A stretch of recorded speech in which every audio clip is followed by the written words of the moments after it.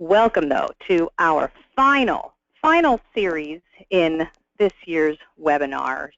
The drama has been increasing every month, and this morning we're going to close up some of those ties that were left undone, and well, you'll understand why more later. But we're closing the year out with a big bang, of course, with Mark here as your presenter.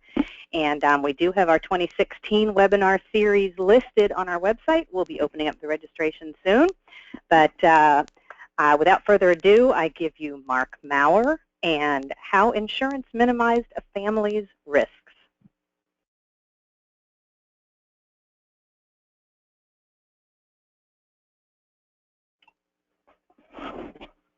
Hi, everybody. What would it be if it wasn't September or December without a little bit of audio trouble? And so, ho, ho, ho, I hope everybody is ready for a great December, end of the year. I apologize. I've come down with a little bit of root tooth lupus, or what they call at the school, the kindergarten cough. And so I will do my best to keep going. If you hear a mute every once in a while, I will be right back. So today, it's December. We're coming to the end of our year, and we're talking about the greens.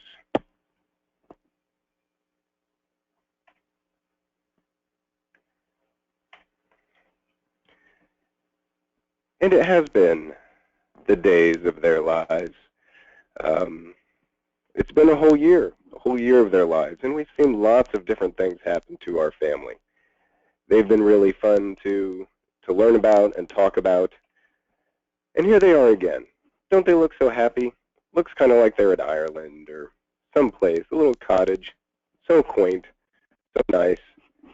But yet we don't know the intrigue that lurks behind that cute facade. It's the end of the year. It's been like a soap opera. We need to have some intrigue, some excitement. We'll get there in just a second. In November, you missed Tony and Claire.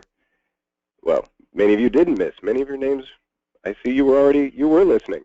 But if you missed it, you missed Tony and Claire and how their sons, who are professional surfers, got disability coverage, how we were able to look at their life insurance needs as parents and tailor it to their specific life situations.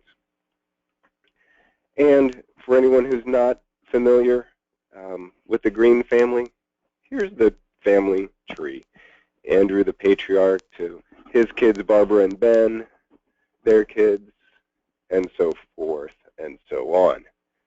And it's been a lot of fun learning about them. Andrew, Barbara, the third generation, and the fourth generation. Because in April we talked about estate planning and charitable giving for Andrew. Things he set up for his college, Go Gators, or I guess went Gators. But Go Gators, it was a great season. I had no idea we were going to get as far as we did. In May, we had Ben, and starting to look at getting close from income earning years to retirement years and spending years. In June, we talked about Barbara and how she, as a master yogi, was going to find ways to cover needs for long-term care and income as she moved on from, her whole situation. And we're going to see if any of those interesting things from her former life pop up later on in the webinar. In July, we looked at Carl and how he's going to work on succession planning, buying out the business from Ben. In August, we talked a little bit about planning for children with different insurance options and those with special needs. September, we looked at permanent life insurance, specifically no-load permanent life insurance, and how we could use those to help fund buyouts, key person agreements. In October, we looked at, again, Carl and Jenny. Remember Jenny, she was the one who had those inappropriate Facebook posts about her boss. I had to go look for a job. So what happens when you have one partner that has all the benefits like the group life insurance and disability insurance and even group long-term care benefits, and how do we balance out plans and coverage for both of them. As I said, November, the freewheeling, surfing parents and professional surfing kids, how we look at covering the parents so that the kids can keep doing what they're doing, and in the case of children who make a lot more money than I do, which A, isn't cool, but B, they get to do it for surfing, which is even less cool. But how to protect them and their potential for a lot of income now, knowing that it's short-lived, and the ability for relatively small things to cause it to come to an end. Now, as we end this year, we've done a lot of reviewing existing policies for clients. And it's, when is a good time to review existing policies? Pretty much any time. So we're going to look at a couple things. We've looked at a couple things all year. And even now, being the end of the year, is a good time to review existing policies with your clients. Are they enough? Too much? Still needed? Has anyone had children through the year? Gotten a new job? Maybe starting a new job in the beginning of the year. So lots of different ways and times I've talked to clients about reviewing existing policies. And we've reviewed the Greens insurance pretty well over the course of the year, but we just have a few of those end-of-the-year loose ends to tie up. And so we're going to talk about disability insurance, life insurance, and even pension max. Now, because one size does not fit all, we wanted to bring a one-size-does-not-fit-all scenario to the Greens. And so do you remember about midway through the year, I think it was Keith who killed off Ben, and it was part of the what happens with the buyout and the buyout of the business and using life insurance to fund that buyout. We killed off Ben. Or did we? Dun, dun, dun. Ben did not die. Ben went to Sweden. And Ben came back, dun, dun, dun, as Benjamina. So he didn't really die. Again, this is a soap opera. We get to do stuff like that. So now we have Benjamina, who wants to come back into the business. And so we looked at a couple different things. One is the definition of Benjamina and some of these words that are out there and how they impact the underwriting. So for Merriam-Webster, we have transvestite as a person who likes to dress like a person of the opposite sex. A transsexual, a person who tries to look, dress, and act like a member of the opposite sex. And then transgender, which is what Benjamina now is, Caitlyn Jenner now is. A transgender is of or relating to people who have a sexual identity that is not clearly male or clearly female. And so with the everything that's gone on with Caitlyn Jenner, we wanted to look at how would that impact different types of underwriting. And so two disability insurance companies were asked what they would consider. And Company A said, well, we would consider transgender clients the same as any other client. It's based on their particular medical history. So as with any other client, if there's any surgery planned but not performed, we would in general postpone consideration until following the surgery and where the client has been released from care and returned to work full-time without restrictions. Now, for disability underwriting, that's the same whether it's a hip transplant, knee surgery, elbow surgery. That's really not any different than normal surgeries that are pending where the disability insurance company is just going to postpone until that's been completed and there are no residual complications. Now, what if we are post-surgery? Now, again, they're going to review that, and after and post-surgery consideration would just be based on, are there any residual symptoms because of the surgery? Are there any problems indicated in the follow-ups?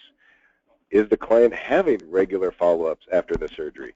Again, that's something that should happen whether it is that hip or knee or shoulder. No different than that, other types of surgeries with Company A. And how is the policy going to be issued? It's going to be issued at the gender the proposed insured has indicated on the application. And so for Benjamina is going to put down female. And so the policy will be issued for Benjamina at female rates. Well, that's Company A. Company B ironically says the same thing. We consider transgender clients the same as any other client. They say the same thing, but for underwriting purposes, we underwrite based on the applicant's gender at birth. I think it's ironic that both Company A and Company B say, it must be their attorneys or somebody in PR who said, you have to say this. Consider transgender clients the same as any other client. But at the same time, they do things differently. Company A says it's based on the gender you put on the application. Company B says it's the gender at birth. The same as any other client, except they're the exact opposite. I just think that's funny. So for underwriting, during the underwriting process, they'll want to look for stable employment, just like a traditional disability policy, no associated psychiatric disorders, or history or no history of drug or alcohol abuse. Again, these are the same things that a DI company is going to look at for regular clients. If there are none of those things and everything looks favorable, they may consider coverage as a normal, regular application, but have a gender reassignment exclusion. Now, what is an exclusion? Disability insurance policy says we will pay X dollars per month if you become unable to work, period. Whether that's injury, illness, very, very broad. It doesn't define the things that would cause you to become disabled and how benefits would be paid. A lot like health insurance, a disability policy, though, may have an exclusion that says we're going to cover you for everything else that would cause you to become unable to work and make an income, except for maybe this thing. And in this case, this Company B may put a gender reassignment exclusion that would say if a disability is caused by complications of the surgery, the gender reassignment surgery, then there may not be a claim paid because it's like a pre-existing condition. We'll cover for car accidents, cancer, Alzheimer's, but because we've had this recent surgery and and there may be complications, they just may put an exclusion for that particular history. Again, Company B said we'd postpone any kind of gender reassignment surgery, just like any other surgery, hip, knee, shoulder, toe. I don't know if people have toe surgery. I guess, yeah, toe surgery. The gender reassignment, treated like that. If it's planned, if it's scheduled, we'd postpone. And then in order to be considered for coverage, client would need to have the surgery complete, return to work full-time without any residual complications or issues. Again, just like knee, shoulder, back, hip, really not any different to the disability insurance company than any other sort of surgery. Now with Company B, there's also therapy procedures and not just surgeries. And what they said was that if there have been therapy procedures and have been completed with or without hormone replacement therapy, they may postpone consideration for 3 years, and then after that 3 years has been completed, then there may be a, not necessarily the full disability policy. And there are lots of different levels of surgeries and therapies from my limited understanding. But these are the sorts of things that insurance companies are looking for. How long would I postpone after a particular surgery, therapy, etc. And Company B gave us a lot more information than Company A. Company B said we would most likely not include the future increase options. For anyone who's not amazingly familiar with those, the future increase option gives the policyholder the ability to increase the benefits of the policy at certain intervals, whether it's annually, every 3 years, with just financial documentation and not medical history. And so no matter what someone's health has, how their health has changed since they purchased the policy, if they have the future increase options and their income goes up, they can purchase additional coverage. Because of some of these issues and maybe the exclusions, Company B said we most likely will not have that future increase option, and part of, in hand with that, there will probably be a mental nervous disorder exclusion due to the psychological component that often goes along with the decision for gender reassignment. And so there's a number of different things that go into that, but may be able to get coverage, and depending on how long after surgeries, therapies, etc., maybe not any more different than someone with a that new hip. Well, so we looked at that for disability insurance, but then Jamina might need life insurance too. Well, because of the complexity here, quick quote assessments, general, what do you think? I've got a person with this. It's really, really difficult for insurance companies to have an idea of what someone may or may not be eligible for, really without looking at a lot of the detailed health records. And so any sort of assessment initially is going to be pretty variable. And so a number of insurance companies, just based on sort of a general idea, may not be able to offer that. But what I did is we've actually had an advisor's client who had the gender reassignment surgery. And so we got a quote request for a female, date of birth, there we go, and information right there, and got down to the hospitalization details, and in fall of 2005, facial feminization surgery, and April of 2007, gender reassignment surgery. And so when we started with this client and this advisor, we started looking at all the different options. And so I contacted a number of different insurance companies.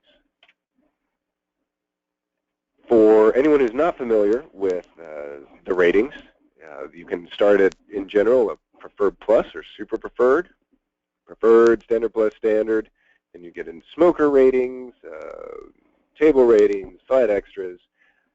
There's about as many options as insurance companies want to design. So there's a lot. So wondered, is the preferred plus option available? More than likely not. When we talked to the insurance companies, a lot of them said we may not even be able to offer coverage, but our best case scenario is probably going to be a standard non-smoker rate. So the first company that sent information back to us said, well, we definitely want to review all of the records. Again, no surprise.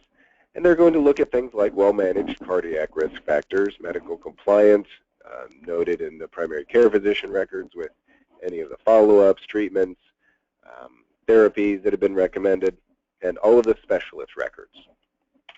Company B just said, regret, we would decline for the depression and gender identity dysphoria. And so there's variation in what insurance companies are going to look at. And this is pretty much for any issue. Some insurance companies are great with clients who do a lot of foreign travel. Some are better for family history of heart disease and cancer than others. So it's not any different than any other underwriting issue. Just have to make sure that we talk to enough companies and find the best options. And so I had this word chart put together of all the different things that came back from underwriters when we looked at what could this client possibly get. And there were things that said we may not be able to provide a tentative assessment, but we're happy to review the medical records and see what we could do. We would consider at a very tentative standard rate. We would want full medical records before we could even make an offer. We would attain lab testing required. Lots and lots of different things that came back, but came down to either insurance companies were just, it was outside of their bailiwick and just said, you know what, because of the complexity of these cases, we choose not to participate, or others that said, looks like it might be standard on smoker. So what did we do? You move forward and you make your best guess. And preliminarily, the insurance companies, most of them said, we would, kind of like Company B on the disability, we would underwrite at the rates someone was born at. And so that's the way we started. And so the application was listed as male in the application. That's how it was filled out and how the client filled it out. But because of the gender reassignment and all of that and the history and the surgeries, etc., policy was issued as female. And the client did use a female name. And so the policy was actually issued at female rates. And so it's just interesting how all of this works from different insurance companies and the way that they look at it. And so just wanted to give that as, looking at Benjamina, what things may or may not be available, and things definitely are available, kind of like with the disability insurance or the life insurance. It may just be that it's not really any different than other types of surgeries for any particular insurance company. Now, do any of you have clients nearing retirement? Raise your hands. Well, I can't see you. But if any of you are raising your hands, I really, really like the enthusiasm because you know I couldn't see you either. So I think that's awesome. But if you do have clients that are nearing retirement, pretty soon they may have to make a pension election option. If you have clients who are have been in jobs or with employers who do have pensions, that's great. It's probably somewhat of a dinosaur as we go forward in time, but your clients are going to have to make those decisions. And so the next thing I want to talk about is pension max. What is pension max? Well, hold your horses. We're going to get into that because it's a really, really neat tool to help maximize clients' income in retirement. But going forward, we need a little more intrigue. Dun, dun, dun. So who remembers the flying carpet? The flying carpet is the business that Ben created that manufactures, that puts the carpets in airplanes. And right now they have a big Delta contract. So they are flying high. Get it? Flying high, flying carpet? All right. It's December. Come on. I can't hear anybody laughing, but you're on mute too. So, but remember, Ben was gone. We thought he died. He didn't die. He went to Sweden. And so Carl and Kelly took over the reins. Well, what has happened? like with any good soap opera, we have a hostile takeover. Look out. Kelly,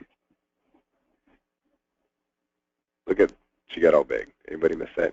She got big because there was a coup, and she took over and is forcing Carl out the door. She is forcing Carl out. She got some venture capitalists, something. She's getting rid of Carl in this hostile takeover. So right now, Carl's basically retired. He's being forced to make his pension election. It's probably not the same for your clients. They, just getting to retirement and, hey, looking to see what they want to do for retirement. But we need some intrigue. So Carl, he's being forced out. Well, he has two options that he sees when it's time to make this pension election. What should he do? He can take the largest monthly amount, with generally called life only, so it will pay the most to him as long as he's alive in the form of a monthly payment. Or he has a second option.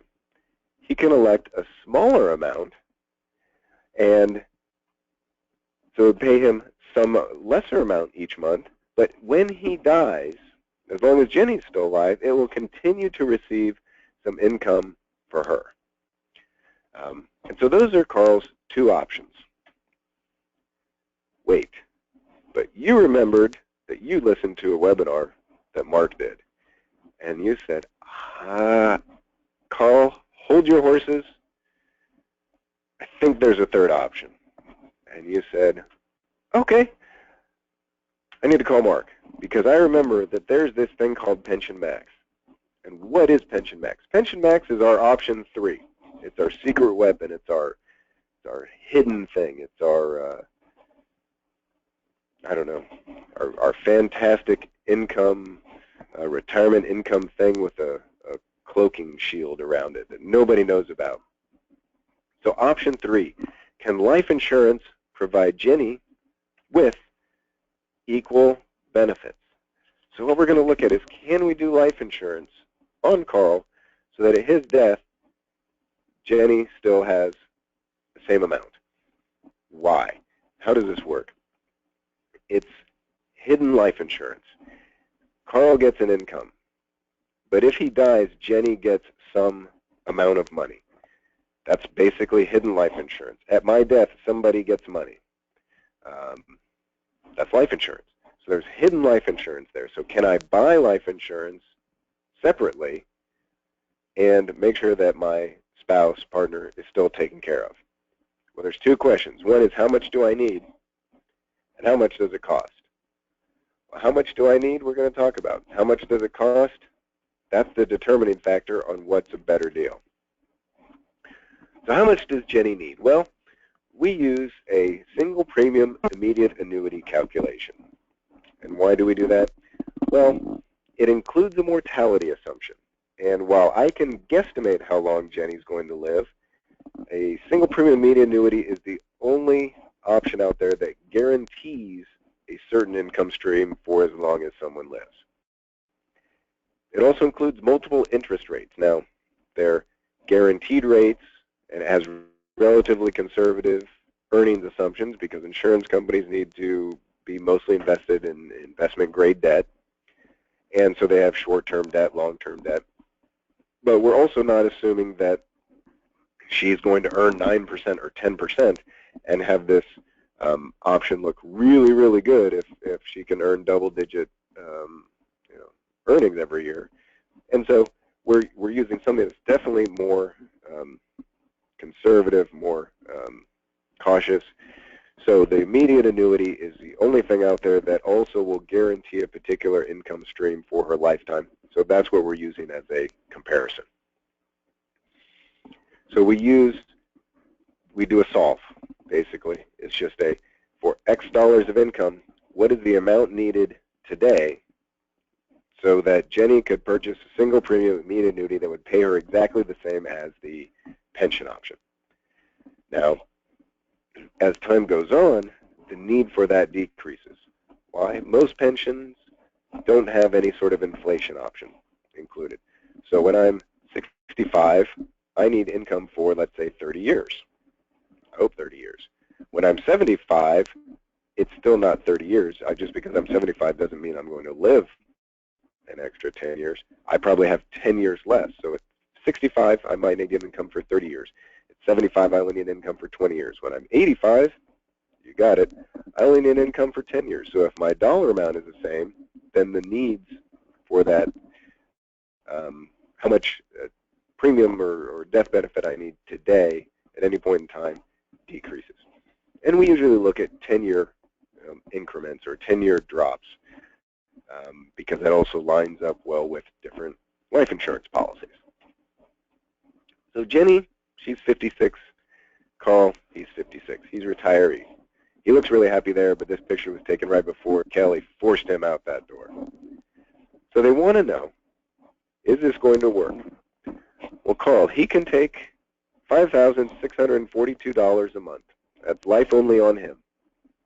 So as long as he's alive, he will get $5,642, and because Jenny's there too, that's what they get to live on. At his death, it stops, whether that's age 110 or whether that's 3 weeks from now. Or they can take 100% joint survivor option. And this says it will pay the $4,746 per month as long as one of them is alive. So Carl, you know what? He likes bungee jumping, and you know what? He just has a fun old time with it. He says, I'm retiring. I'm going to bungee jump like there's no tomorrow. Well, unfortunately for Carl, there wasn't. He bought his bungee cord at Steve's discount bungee cords and bait shop, and so there really wasn't any tomorrow. It was supposed to go, the bungee cord, it went down 3 times but only came back up twice. It should be a 1-to-1 ratio.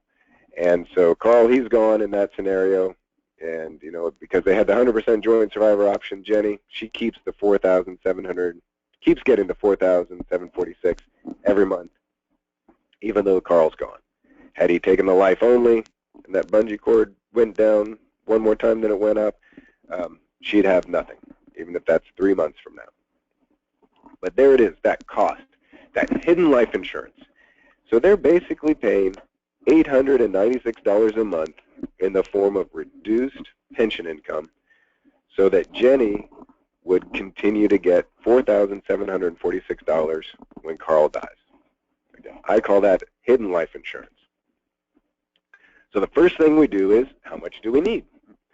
So we need to calculate how much life insurance we need to guarantee Jenny $4,746 for her lifetime if Carl dies. And today, at her age 56, it's $961,000. In 10 years, at her age 66, it's $761,000. Remember, she's 10 years older. She's not going to live 10 years longer, and so the need decreases in these increments. At age 76, $561,000, and then 30 years at age 86, $361,000. That would pay her $4,746 per month.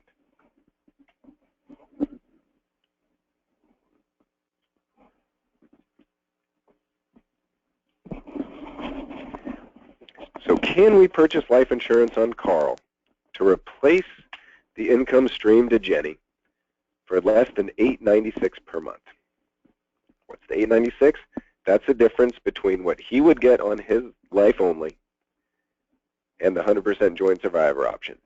So what we want to do is have Carl take the life only option and spend less than $896 a month on life insurance to make sure that Jenny would continue to get $4,746 if he dies. So can we do it? Yes. Why? Because this is my presentation. It's my, this is actually based on a real client, and so we also, used one that made sense. Sometimes it does, sometimes it doesn't. And so we'll talk about why they tend to work or why they may not here in just a couple slides. So it's actually a more effective option to layer these different policies together. And so we layered 5 different life insurance policies on Carl. And so if he died today, Jenny would get the death benefit of $200,000 from the 10-year term policy, $200,000 from the 20-year, $100,000 from the 25, $100,000 from the 30, and $361,000 from the permanent life insurance policy. And all totaled, $758 per month. Remember, our number that we were trying to beat was $896 a month. So by taking the life only, he's going to keep that $896 a month. That was the difference between the two payouts. So he's going to have an extra income of $10,752 per year. And then they're going to spend $758 per month, or $9,096 per year, for the life insurance. So they're still better off right away. And in the first year, they net an extra $1,656 a year. That's just in the first year. And like the guy from the Ronco food dehydrator says, but wait, there's more. With this sort of layering approach of the different life insurance policies, there are these built-in net income increases. How are they net income increases? His income actually stays the same, but because he's going to pay less for the life insurance as they come to the end of the term period, they get to keep more of the money because they're paying less in premiums. So as the term premiums end, the premiums stop. So Jenny and Carl get to keep more money in their pockets every time one of those policies drops off. So right away, they're keeping that extra $10,752 per year by taking the life only on Carl. They're spending $9,096 a year to protect Jenny. So the first 10 years, they're netting an extra $1,656. But after 10 years, now they only have 4 policies. That first 10-year term policy dropped off, and so instead of spending $9,096, they're spending $8,520. And so in the next 10 years, they're keeping the net extra income is $2,262. How about after 3 years? Well, you guessed it, or after 20 years, you guessed it, that third policy dropped off. And so they're spending $7,536 for the insurance. And so for those years 21 to 25, they're keeping $3,216 more per year than they would have if they'd had elected the 100% joint and survivor option.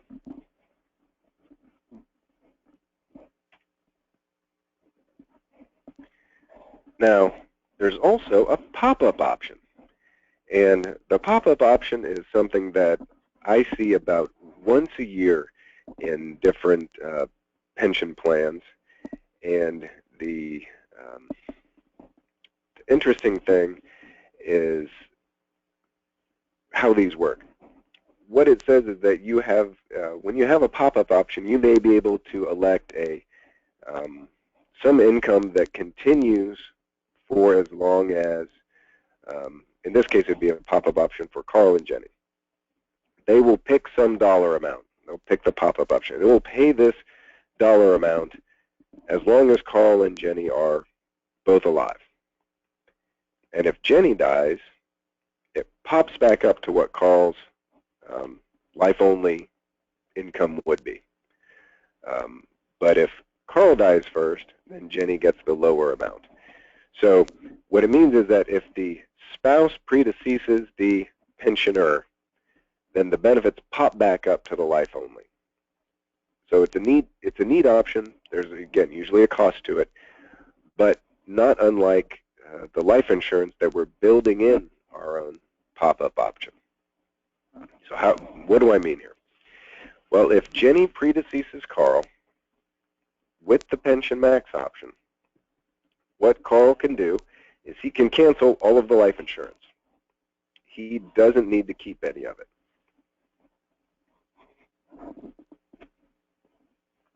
So if Carl, remember, he chose the life-only option. So he's getting the income of $5,642 a month in his left pocket. And then he's paying for the life insurance out of the right pocket. He didn't actually take the reduction on the pension. So if Jenny predeceases Carl and he doesn't want to leave money to any of the life insurance to his kids or whatever, he can just cancel all the life insurance. So he still gets the $5,642 per month in his pocket, but he doesn't have any of the pension money going out of his pocket. That picture's so, yeah. But if they'd chosen the 100% joint survivor payout and Jenny predeceases Carl, maybe it's not Carl who does the bungee jumping, maybe it's Jenny. So the reason Carl picked the 100% joint survivor option was to make sure that Jenny had some income should he predecease her. What happens if Jenny is the one who predeceases Carl? Well, had they taken the 100% joint survivor option, then they'd be locked into the Carl would be locked into the lower $4,746 per month for the rest of his life. Remember, the reason he picked the lower amount was to make sure Jenny had some income. Well, if she's not there, and you take the 100% joint survivor, once you make that pension election, it's irrevocable. You don't get to change it a month from now, 2 or 3 years from now. And so without the pop-up option and when you take the 100% joint survivor, you're locked in. With the pension max, we have that built in. We've created a pop-up option. So then if Jenny predeceases Carl, he can just cancel all the life insurance and just go on his merry way, and he gets to keep the $5,642 per month. I have a question come in. What about income taxes on the pension income? Absolutely. The pension income would be 100% taxable. The life insurance death benefit is not. And so when we run the calculations, we look at calculations of what would be the approximate net after-tax pension income and how much life insurance they would need. So we look at all those differences because the life insurance being a tax-free death benefit, it's almost all of that. So when you get the tax-free death benefit of, in Jenny's case, $961,000, you don't need as much to replace what would be a $1,746 taxable pension to Jenny. So I hope that answered the question. But yes, because the life insurance is a tax-free death benefit and the pension is taxable, then you have differences in what the pension payouts would be and all of that. And so we take that into account as well when looking to see if how the pension max option works. Try saying that fast 5 times. Even better. My son really liked the try saying Red River Rivalry. That one's even trickier. So when does pension max work? Well, the retiree has to be healthy. Why? Well, he's got to be healthy enough to buy life insurance, or she. Healthy enough to qualify for life insurance, and in general qualify for better than a standard rate class. Pension payouts are based on someone's age and gender, but not really health. So it's based on a very, very large average of, a male age 65, on a very large average, how long that male is going to live. And so that's how the pension max, the pension payouts are calculated. When you have such a large range, you aren't including people who are going to live to 102. You also aren't going to include people who are going to make it 6 months, and so it's an average. What we need to do is have a retiree who is healthy or better than average health, so that the life insurance is more cost-effective and effectively doing arbitrage on their health, and that they can get the life insurance at a relatively low rate, and so the cost in that monthly, their monthly cost is lower than that difference.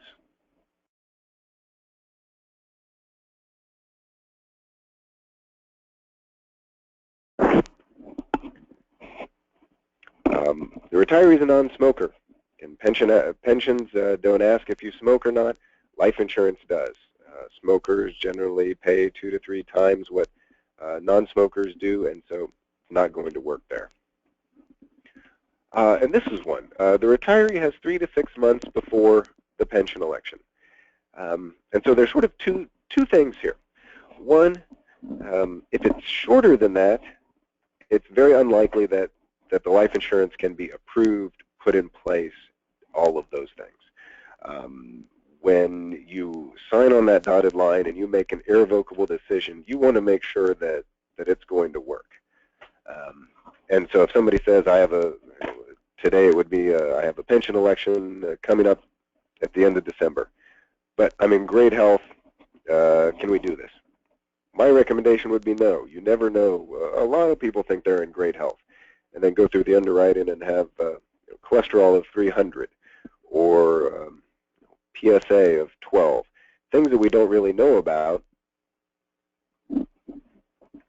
but that can cause issues in underwriting. And so unless we have enough time to get a client approved, policies put in place, and have all the life insurance, in this case the 4 or 5 policies for Carl in place before he makes this election to the life only, there's just not enough time.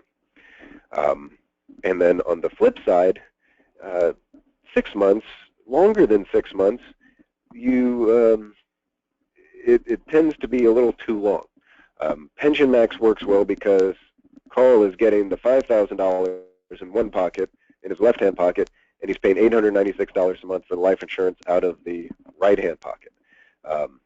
It works because it's better than the $47.46, but if he's not going to retire for a year and a half, he may not want to pay the $896 out of the right pocket until he has the pension money come into that left-hand pocket. So that's why I say 3 to 6 months. Longer than 6 months, you don't have the offsetting income in the other pocket. Shorter than 3 may not have enough time to get everything done that needs to be done. So when should they take the joint pension option? Well, probably goes without saying, but they're a smoker or unhealthy. I said it works good if they are a non-smoker. It works good if they're healthy. Doesn't work if they're a smoker or unhealthy. Again, most government-sponsored plans, because government plans are priced by politicians and not necessarily actuaries in any sound financial science or basis. Most of the government-sponsored plans are going to just be, pretty much too rich in benefits. Or if the pension payout has guaranteed annual increases. The reason that Pension Max works so well with the level is that we can layer the low-cost term and only have some permanent coverage. If we have an annual increase, then as Jenny gets older, she needs about the same amount of life insurance every year, and so that ends up being a more permanent life insurance, and so we don't get the neat things like the increases as the term policies drop off, and the costs for that tend to be higher where it just doesn't start from the beginning.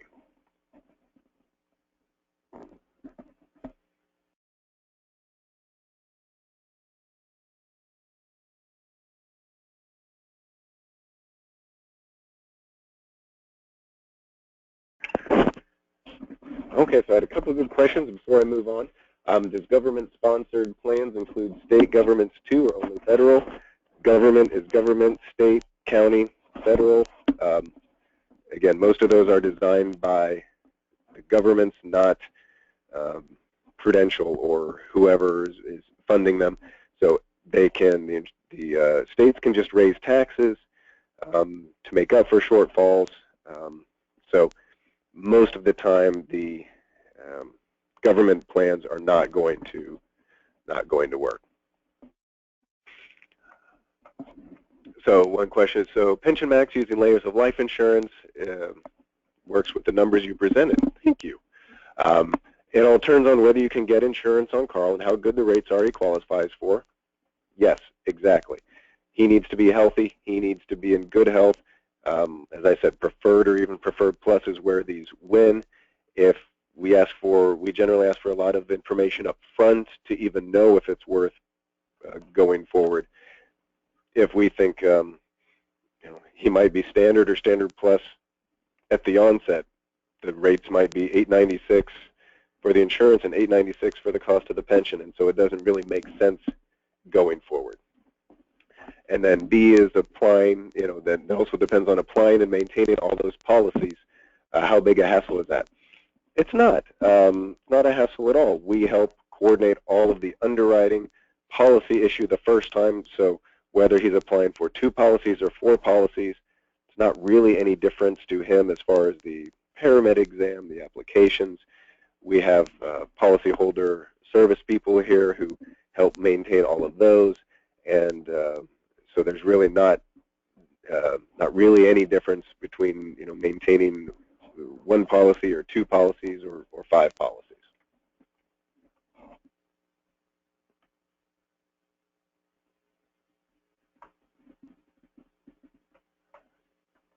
And another question, can one paramedic exam cover all the multiple applications?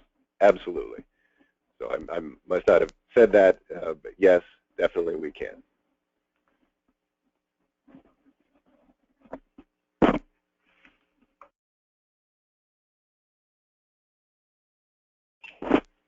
Oh, and another question, can somebody get diagnosed, a client diagnosed with prostate cancer, can he get term life insurance? Apparently the current course of treatment for him is to monitor his condition, not surgery. Unfortunately, no. He has prostate cancer. That is generally, I've had in the past, it's called watchful waiting. But at this point, not until there's been some sort of treatment, follow-up, some sort of surgery done.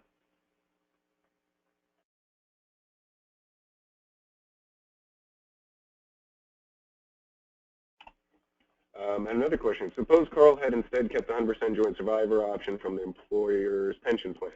There is PBGC protection on corporate and government pension plans. By contrast, there is uncovered bankruptcy risk should the SPIA issuer go into bankruptcy. Both of those parts are true. However, the PBGC doesn't cover 100% of a pension. I think it was the Delta pilots who found that out. And there are state guarantee funds that protect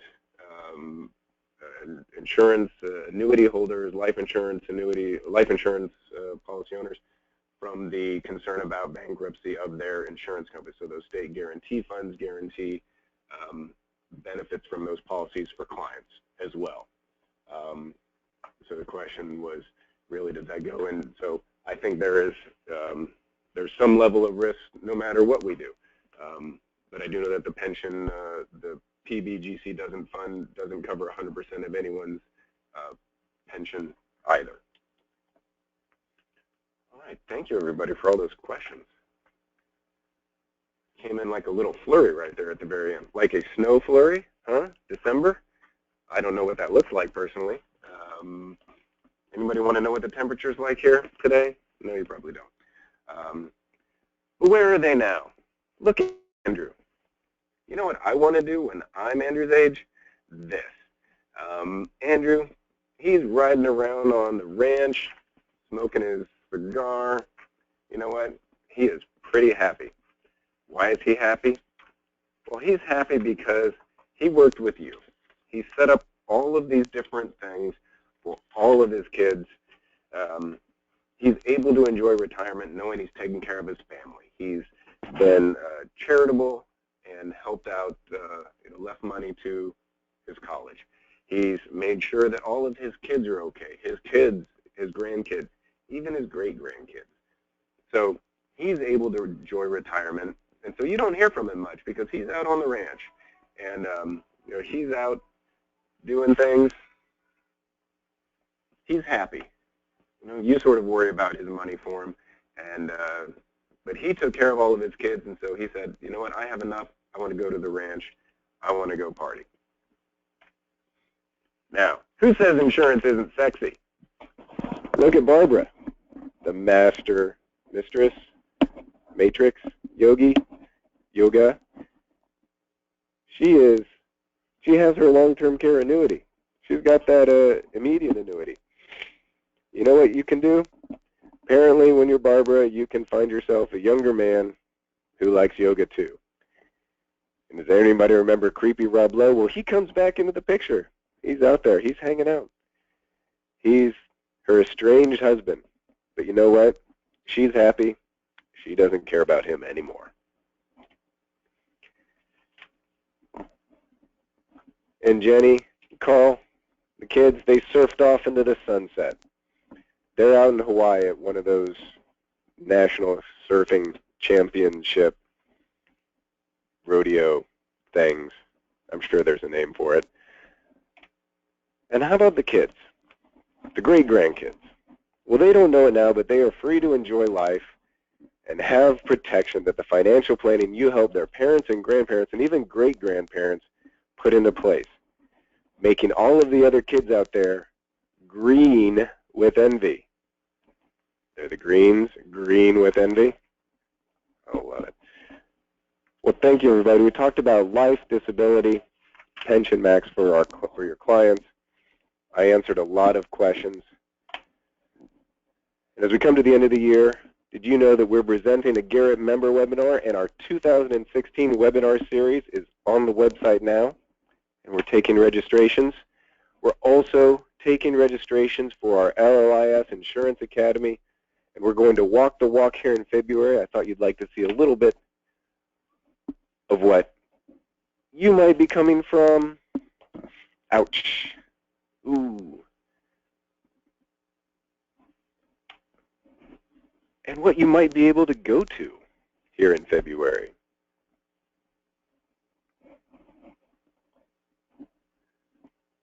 Our academy is in the Sheridan Riverwalk, right there on the Riverwalk here in Tampa. It's gorgeous. You can run. I only like to run when chased, but run on there, jog, maybe stroll. I like to stroll more. So for those of you who aren't familiar with low-load insurance services, we have webinars every month, or most months, for fee-only advisors to learn a little bit more about insurance and how insurance solutions can help their clients protect their wealth, income. And for those of you who aren't familiar with us, we're not your competition. We only work with fee-only advisors. And we are proud sponsors of a number of fee-only planning associations. And it's been a good year, and so we'd like to thank all of you for that, because it is simply a joy doing business with all of you. So warm wishes for a happy holiday season and a happy new year from Team LOIS. Thank you, everyone, for tuning in today. I hope you have a great holiday season. I hope your 2015 ends well, and that we all have a great 2016. Thank you.